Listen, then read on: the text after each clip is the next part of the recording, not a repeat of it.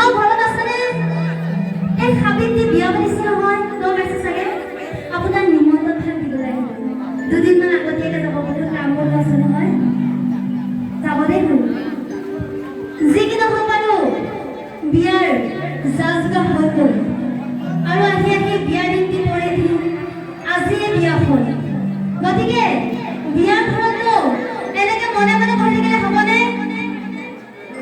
সাবিত্ৰী বিয়াৰ বাবে মই এই বাদ্যযন্ত্ৰখিনি খুব ধুনীয়াকৈ নিমন্ত্ৰণ দি আনিছিলোঁ। এতিয়া এনেকে মনে মনে বহি থাকিলে নহ'ব, হ'ব জানো কওকচোন? মনে মনে বহি থাকিলে হ'ব জানো? অকণমান উলহ মালহ লাগিব, যিহেতু বিয়াৰ ঘৰ।